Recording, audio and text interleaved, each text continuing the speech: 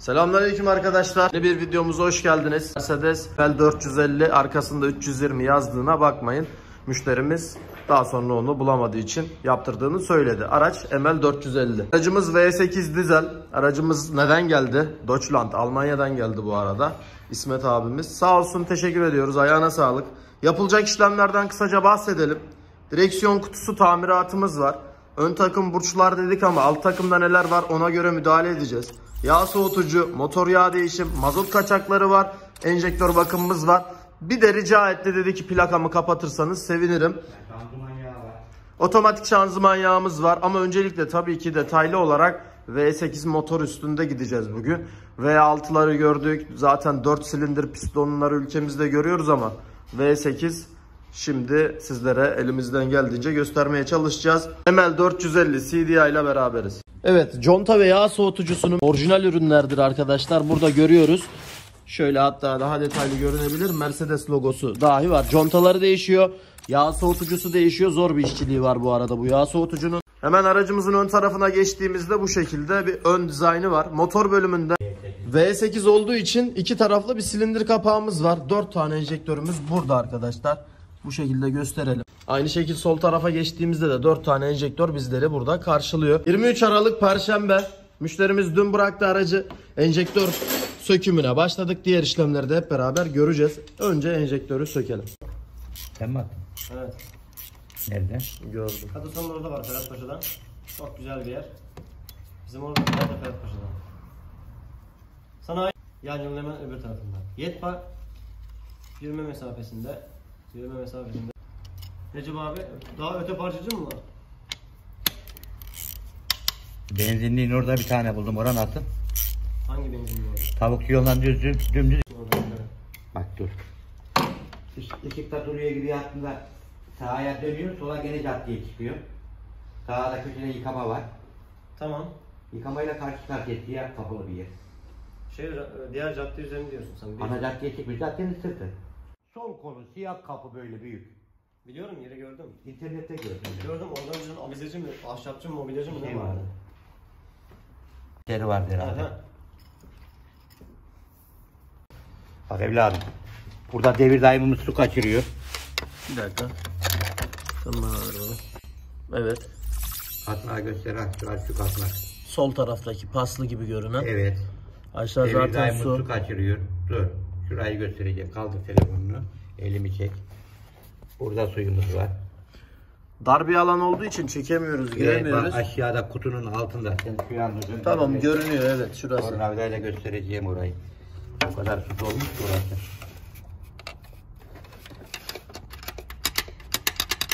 Görüyor musun? Evet, şu an gördük baba. Su dolu. Yani motorun ön Antifriz bölümünde su yani su değil, antifriz dokunduğunda şeker. su kaçaklarımız mevcut. Devir daim bölümü dedin. Başka baba? Kasnağı dedin. Kasnağı ve bu hortumumuzda bir sıkıntı var. Buradan kaçırıyor. Onlara da müdahale edeceğiz.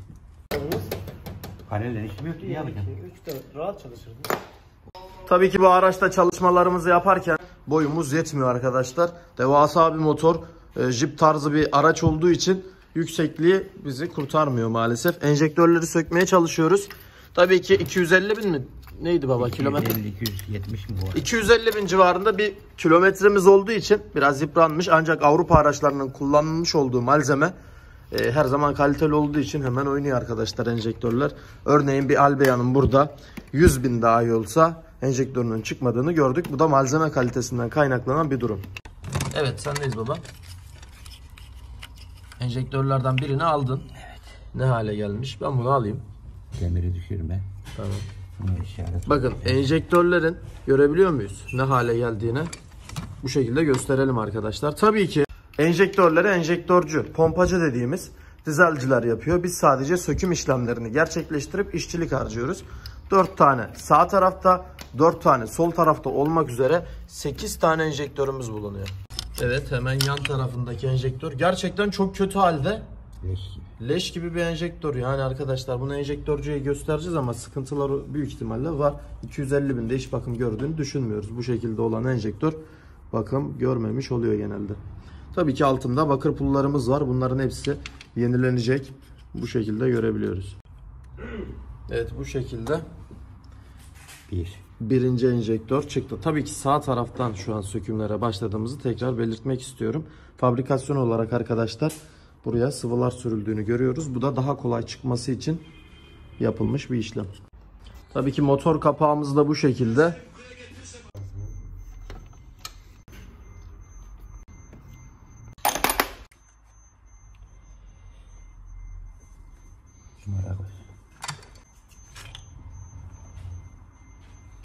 Mazot kaçırmış hep. Bunlar hep kaçak. Diğerlerini söktüğümüzde böyle bir durum yoktu.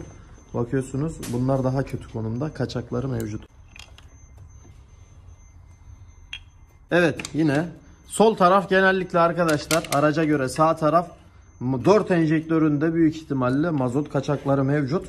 Çünkü enjektörler bu şekilde olmaz. Sağ taraftan çıkan enjektörler gibi olması gerekiyor. Ancak sol tarafta sıkıntılar gözüküyor. Evet, son enjektörü çıkarıyoruz. Bakın haline bakın arkadaşlar, nasıl çıkıyor enjektör. Hep kaçak var. Evet, gördüğünüz üzere paslanmaları görüyoruz. Kötü durumdalar bunlar. Özellikle de bize göre sol taraf, araca göre sağ taraf kurumlaşmaları da görebiliyoruz. Burayı detaylı çekeceğim. Hemen aracın iç tarafına geçtik. Şöyle bir dizaynı var, göstereyim arkadaşlar. Akümüz bu araçlarda hemen ön sağ koltuğun altında. Söküyoruz. Artık enjektörleri çıkardık. Ortada gördüğünüz gibi kütüğümüz mevcut ama öncelikle buraları komple boşaltacağız. Şu üstte gördüğünüz her şey boşalıyor. Neden? Bir, yağ soğutucusu için. Çünkü 2 silindir kapağının arasında bloğun üstünde yağ soğutucumuz mevcut. Tabii ki çok önemli detay bir nokta. Bu yağ soğutucu değişiyoruz. Ama şu var arkadaşlar. Bunu bilmeyen insan bu arabaya yatak sardırır. Motor yatak sarar. Neden? Yağ soğutucusunu değiştiğimizde motor yağ hava yapıyor. Motor yağ hava yaptığı için de direkt her şeyi takıyoruz. Araba çalıştığı an yatak sarıyor. Ne yapacağız? Motor yağının öncelikle havasını alacağız. Nasıl alıyoruz baba motor yağının havasını? İşlemi bitirdik. Yağını, filtresini değiştik. Soğutucumuzu koyduk. Marşa basar duruma geldi. Araba bitti dediğimiz an çalışma konumuna geldiğinde. Enjektörlerimizin soketlerini takmıyoruz. Sürekli marşa basıyoruz. Yağ pompasıyla soğutucunun içerisini yağ ile dolduruyoruz. Yağ tamamen araba çalışır gibi bütün kanallarda marş esnasında yağ dolanacak. Yağsız yer kalmayacak. Daha sonra fişler takılı değilken enjektör havalarını da alıyoruz. Daha sonra takıp marşına basıyoruz. Bu şekilde direkt soğutucuyu takıp direkt çalıştıranlar bu arabanın krangını yatak sardığını ve komple motor yapıldığına şahit insanlar var. Var zaten, şöyle ML450 diyoruz. Ülkemizde çok fazla yok. Binen insanlar da yok yani. E8 motor, V8 8 tane enjektör var, 8 tane piston var baba. Evet. Bunun yatak sardığını düşünsek Türkiye'de bir kere bunu yapamayız. Yaptığımızı farz edelim. Parça sorunu. Yaptığımızı aynen yaparız zaten de herkes de yapamıyor bu arada. Buna da değinelim. Almanya'da işte yurt dışında tabii ki yapanlar, kişiler var. Türkiye'de de yine sayılı insanlar var. Hiçbir şey demiyoruz. Ancak arkadaşlar bilinçsiz bir şekilde normal bir yağ soğutucu, yani Opel Astra gibi, işte ne bileyim bir Jetta gibi, buna benzer araçların yağ soğutucusunu değiştirdiğimiz gibi direkt takalım çalıştıralım olayı yok bunda. Motor yağının havasını almasını sağlıyoruz. Eğer almazsak motor yatak sarıyor. Tabii ki yağ soğutucu için de şu an her yeri boşaltıyoruz. Bu önemli bir detay. Önemli bir detay olduğu için de ilmek istedik. Arkadaşlar bunu bilmesin. Özellikle de bunu söyleyelim. Tabii tesisattır, sokettir, bunların hepsini alıyoruz. Üst kapakları alacağız.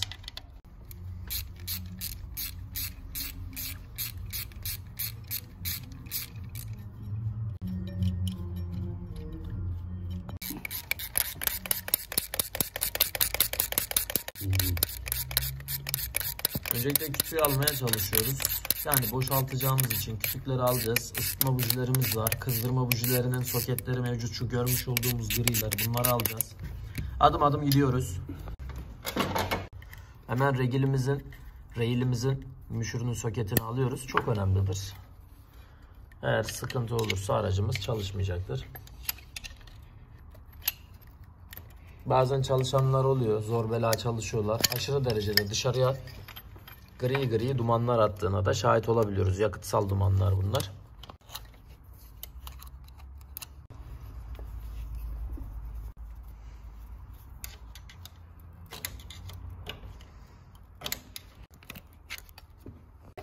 Evet, sıra geldi rekor cıvatasına. Bu cıvatalar bildiğiniz üzere delikli oluyor. İçi boş cıvatalardır. Pulları önemli. Altta ve üstte 2 adet pulları çıkar. Takmazsak burası mazot kaçağı olacak. Evet. Sağ taraftaki kütüğü aldık.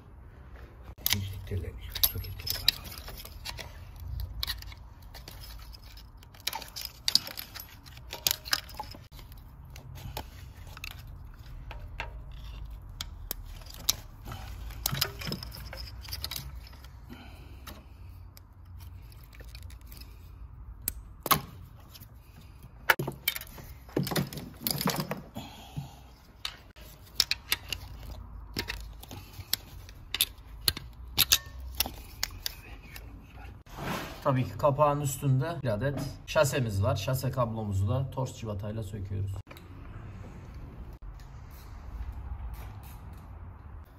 Torksluk civata olduğundan bahsetmiştik. Bunları takarsak, takmayı unutursak sıkıntılar yaşayacağız arkadaşlar, elektronik.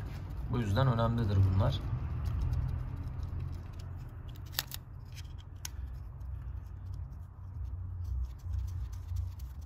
Yani bir yağ soğutucu işçiliği ne kadar zor olabilirse şu an o zorluğu gerçekleştireceğiz. O kadar zorluğu yaşıyoruz.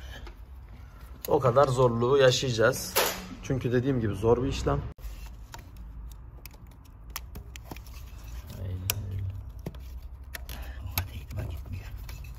Bunun var mı şu yanda grisi, görebiliyor musun?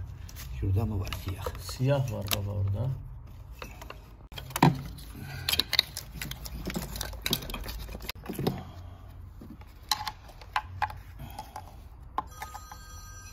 Ayrı bir geliyor herhalde.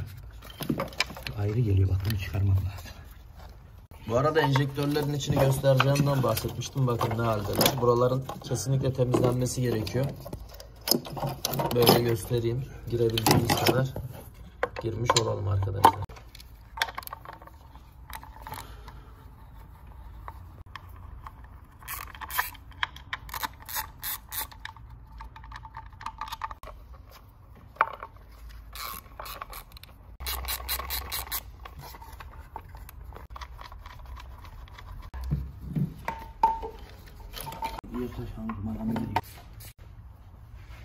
Gördün mü bak kütük. Evet, kütüğün altına geliyor bunlar.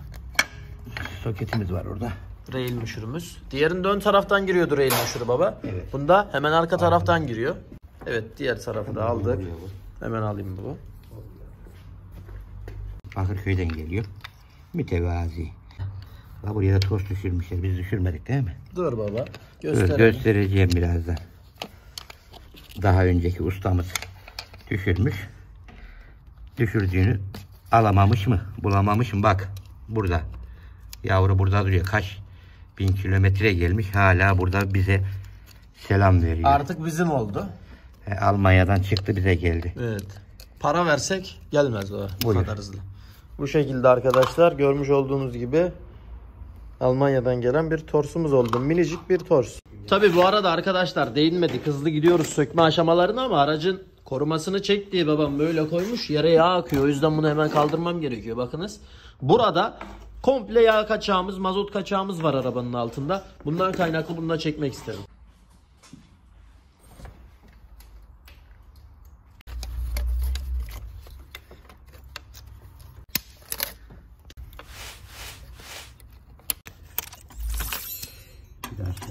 Ya dar alanlar baba, kamera girmiyor bak, yani şöyle göstereyim de. Tutuşuyor. Hem şöyle ışık tutmuş olayım hem de çekmeye çalışayım. Ama zor yani, çekimler biraz zor arkadaşlar bu araçta. Ne almıyorum ben şu yan yatacağım.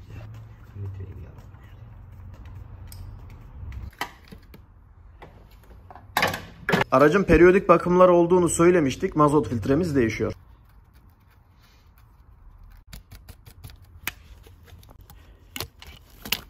Konuşsun. Yağ mı bu su mu? Evet, soğutucu az da olsa göründü baba. Bakın burada arkadaşlar. Şöyle çıktığımızda nerede oldu? Aşikar. Bunları alacağız tabii ki. Soketlerimizin hepsini az çok boşalttık.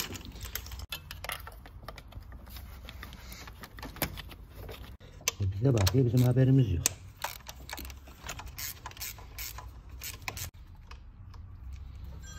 Evet, söktüğümüz civata. Enjektörün diğer tarafları bakın arkadaşlar ne halde. Evet, sallanmaya başladı baba aslında. Sallayalım. Evet.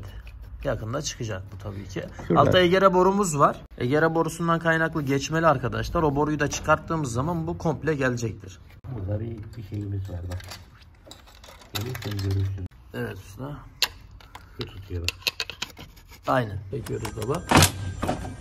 Abo. Bir dakika dur. Şurayı çek, şurayı çek. Abi. Zonguldak kömür ocağı gibi. Ben hayatımda böyle kurum görmedim. Yani sprey diyorlar ya usta. Sprey ona ne yapar? Yani sprey bakın arkadaşlar, tabii ki bunu temizleyip takacağız ama size şöyle bir göster. Evet. Ya abi bu nedir ya? Bu ne ya? Buyur abi. Harbiden yani müşterimiz buradan görsün. Gerçekten Abi, aracına değer veriyoruz. Bakın 20'sine kadar çok. Şöyle göstereyim arkadaşlar. Bunu temizleyeceğiz ama gerçekten Araç ne ya? sobanın kömür, yani sobanın bacası gibi şöyle. Hemen bu tarafa geldiğimizde Gel gel. alıyorum bunu. Gel gel.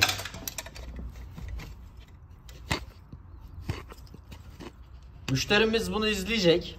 İzlediği Ben zaman onu bir karton getirip dökeceğim. tamam. Böyle kaba pisliğini alalım çünkü dışarıda çıkardığımızda temizleyeceğiz bunu.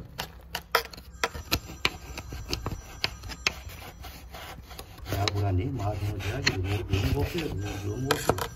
Daha neler var burada, neler? Vay be. Şuna baksana.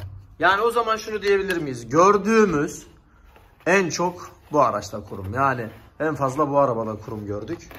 Bu da tarihe geçsin arkadaşlar. Al. Daha içinden neler çıkar onun baba, arkaya kadar gidiyor. Güzel bir şekilde de çekmiş olduk. İyi ki de çektik. Burayı da kendisi görür müşterimizin. Yani diyecek çok fazla bir şey yok. Söktükçe karşılaştığımız sıkıntılar tabii ki olacaktır. Her zaman oluyor. Ama bunları müşterimiz görsün. Gerçekten aracına kendi aracımız gibi değer verdiğini bilsin. Çünkü bu işin içinde yok kurum temizliği. Evet usta, alabiliriz. Alalım da neler çıkar görelim. Evet buyurun. Delikler nerede? Buranın giriş delikleri kapanmış. Bir Bu dakika. araba nasıl hava alıyor? Sizce bir hava alabiliyor mu bu araba? Bilmem, alıyor mu baba sence? Geriye bakalım. Döndürelim usta. Ben böyle bir şey görmedim. Ben de vallahi görmedim. Görüyor muyuz? Delikler kapanmış artık. Yani Bu araba nereden oksijen alıyor, nasıl çalışıyor, nasıl gidiyor? Hayretler. Şimdi sen neyi söküyorsun biliyor musun Arif Usta? Evet baba. Eski 70 tarihlerinde 70 model Ford, Alman ve İngiliz minibüsler vardı. Doğru. O söktüğün parçanın adı İngiliz'de çıkmaz. Alman'da çıkar V4 motor. Onun adı ördek. Onun altında mantarlı bir contası vardır. Ortası gringilik, kenarları mantar. Mantar patladı mı yağı suya karıştırır. Yani conta yakmış gibi. Yağın tahin olurdu. Yağ soğutucu gibi mi? Evet. Bir nebze yağ soğutucunun patladığını düşün orada. Onun adı ördek. Şu an sen ördeğe söküyorsun. Tabii ki bunlar da Yani sökmek önemli değil de baba, elim yani içine de düşmesini istemiyoruz mesela. Bak şu siboba gidecek. ortaya atma, üstüne basıyorsun. Varillerine yat. Bunlar tabancayla. Toz tornavidayla sök ya. Eskilerde onun adı ördekti. Bunun burada dispiratör olurdu bujilere giden. Evet. Ortada karbüratör olurdu.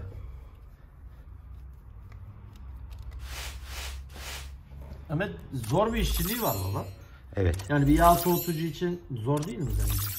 Ama adam her iki pistona suyu soğutması için, yağı soğutması için ortak nokta motorun ortasıdır. Ortak noktada buluşmuş.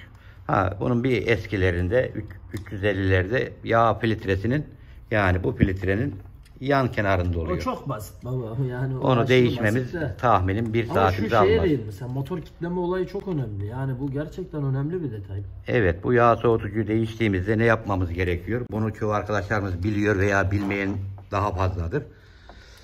Yağ soğutucuyu değiştiğimizde enjektörlerimiz tabii sökülmedi, yerinde takılıysa direkt marşa basıp çalıştırmıyoruz. Çalıştırdığımızda motor yağımız hava yapıyor.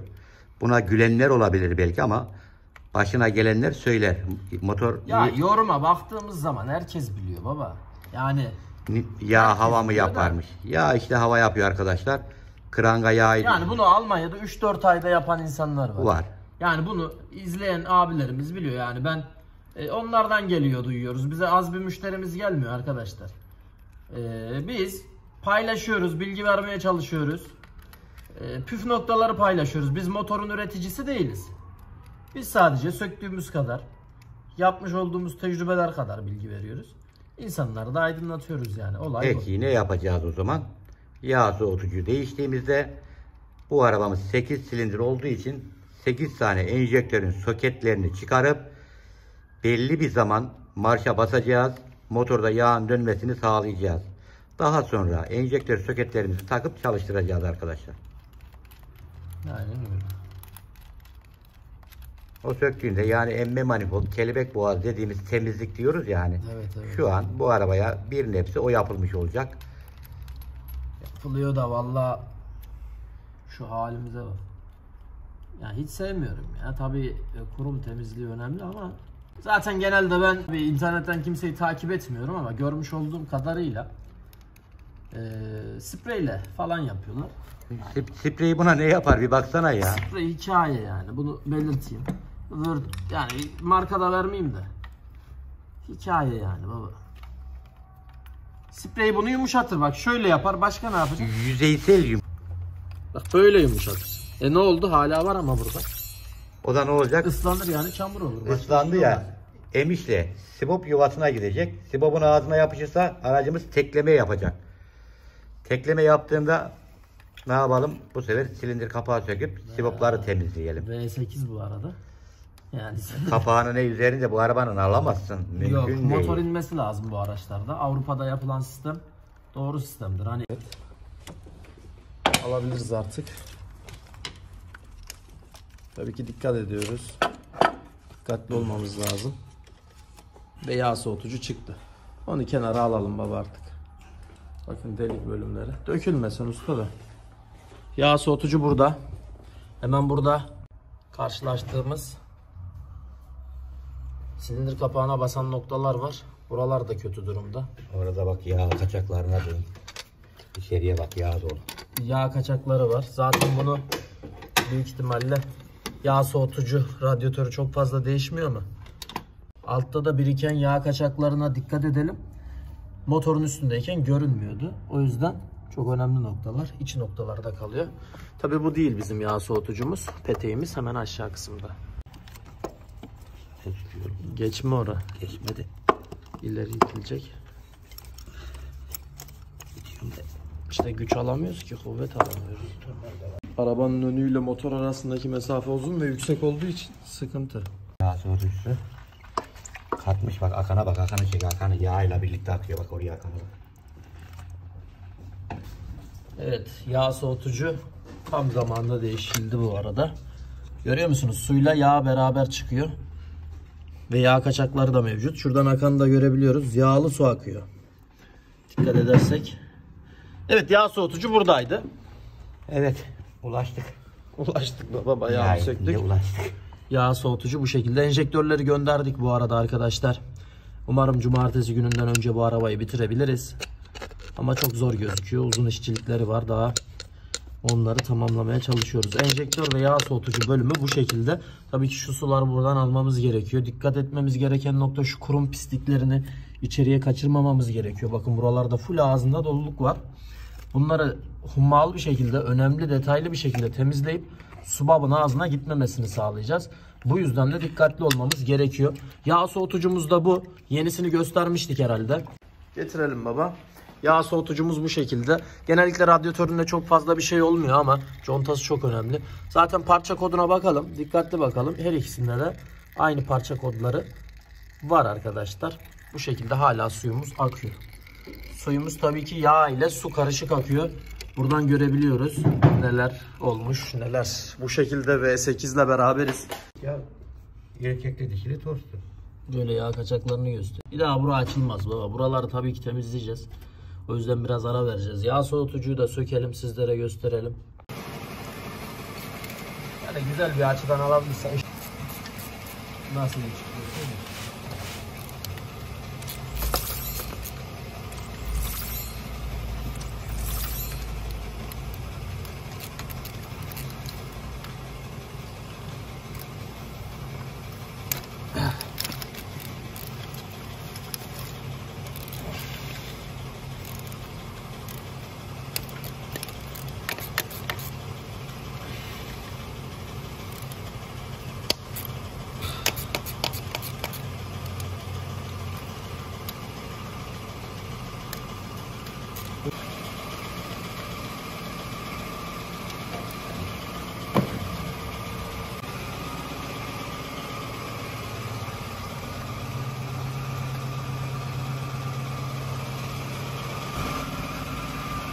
Çek burayı yakından al.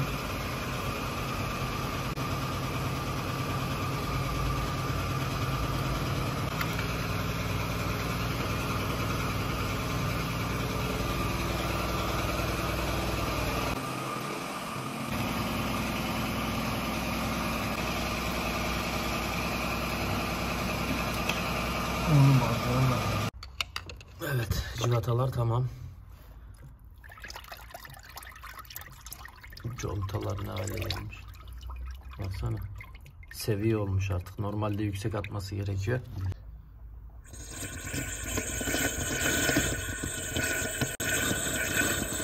Buraların temizliğinin çok iyi yapılması gerekiyor. Su ve motor yağını boşaltacağız. Boşalttıktan sonra kesinlikle yeni motor yağı konuluyor. Yani yeni motor yağı konulmazsa buradan çıkan sular bu görmüş olduğunuz deliklerden motor yağının içerisine gidiyor. Motor sarma dediğimiz olay gerçekleşiyor. Bu yüzden bunları riske atmıyoruz. Motor yağını, su ve antifrizlerini koyacağız. Bu şekilde devam edeceğiz. Yüzeylerin pürüzsüz olması gerekiyor. Contaların çok iyi bastığına emin olmamız lazım. Şimdi geldik işin önemli noktasına. Bunun diğer contasını gördün mü baba? Düşmüş herhalde şu eskinin. Bak orada arkanda. Evet, eskiyi bulduk, yerine koyduk. Şimdi şöyle parmağınla göster, ben çekeyim. Dümdüz olmuş. Şöyle hesaplayalım. Bak bakayım contayı görebiliyor musun? Conta basmıyor. Buna bakalım aradaki farkı. Bak topallıyor. Yüksekliğini anla. Aynen öyle. Burada da aynı şekilde. Tabii. Zaten yani videoda da görünüyor bu. Bu yüzden yağ kaçaklarımız oluyor. Yükseklik. Eski ve yeni karşılaştırmasını da yaptıktan sonra önemli detaylar bunlar. Su giriyor. Su var burada. Burada da yağ var.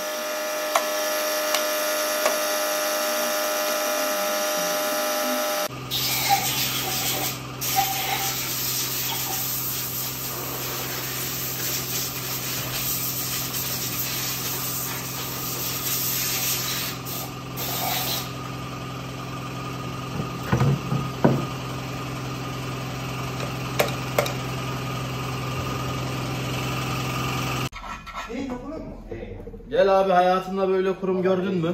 Yok görmedim be Arif'im ya. Yani abi şöyle sana bir şey yapayım bak. Soba borusu gibi olmuş ya. Yani daha bu bir tane daha var. Onu bilseydim araç sahibi görmesi lazım esas ama kendisi burada olmadığı için göremiyor. Gösteriyoruz, oradan izler kesinlikle.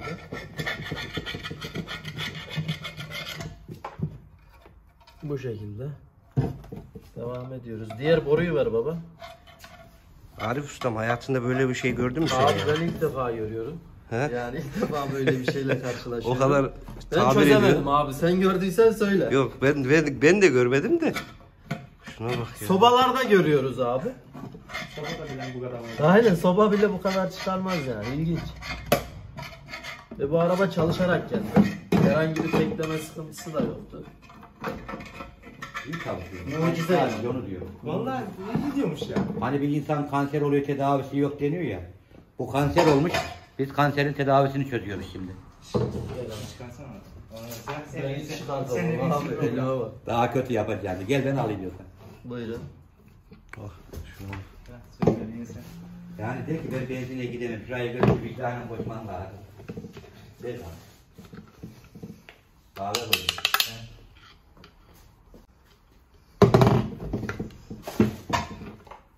Yani.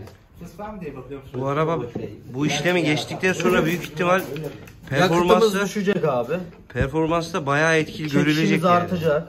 Yakıtımız Gözle görülür artar yani. Tabii abi, kesinlikle artacaktır. Tabii bu neden oluşuyor? Bu egereden kaynaklı oluşuyor. Ona da değinmiş olalım. Kötü yakıt, egere. Ne önerirsin ustam böyle şeylerin önüne geçmek için? Abi sürekli temizlenmesi lazım ama temizlenmesi için sökülmesi lazım. Yani sprey falan buna fayda etmez. Evet. Biz 80-90 bin diyoruz ya işte. Olay bu. Periyodik olarak 200 yapılması binde bu lazım. oluyor. 200 binde. Peki kaç binde yapılmasını öneriyorsunuz usta? 80-90 bin, 100 bin olmayacak. 90 binde, 80 binde. Hele ki bu iş. güzelse abi. Kesinlikle. Benzinli mesela, benzinde de egere var. Ama bunun öyle çıkmaz onda. Benzinde kurum çıkmaz yani. Şu kurdulara bak ustam ya. Tartıya koysak herhalde çıkar 2-3 kilo. Çıkar ya bir kışın soba yak. Bu Ya da kadar kurum kadar çıkmaz. ısınırsın. Bu kadar kurum çıkmaz o soba borularından. Kesinlikle abi.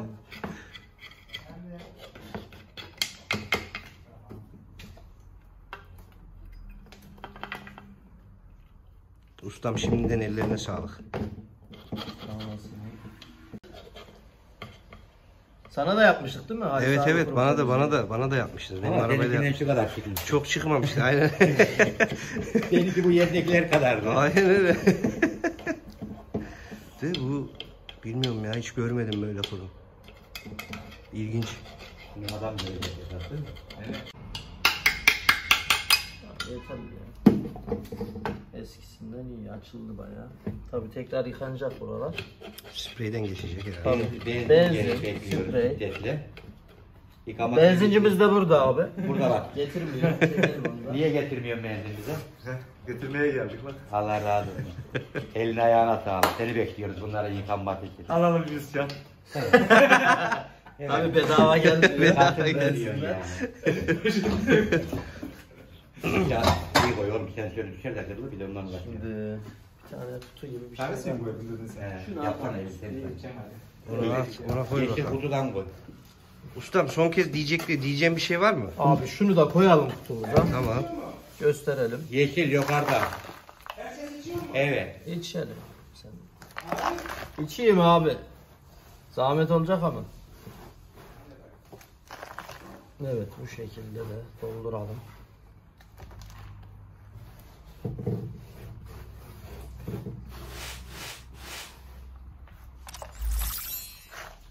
Servis hazır abi bu.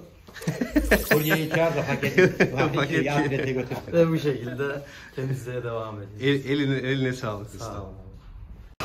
Evet, aracımızın motor yağını boşaltıyoruz baba. Bu şekilde aktığını gösterelim. Dizel bir araç olduğu için simsiyah akıyor. Normaldir arkadaşlar.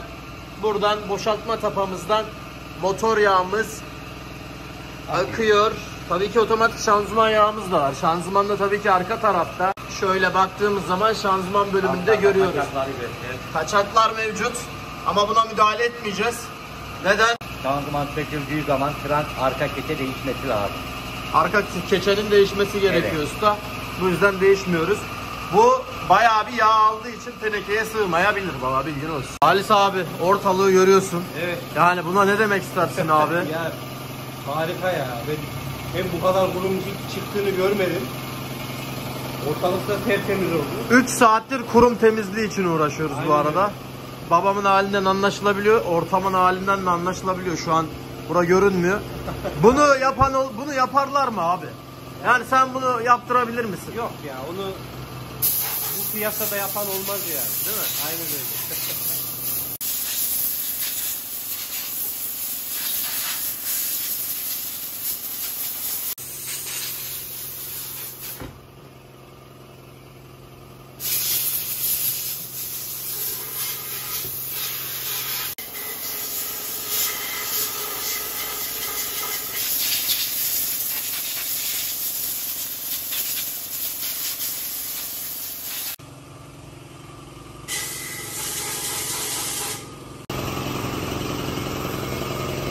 Böyle geçer.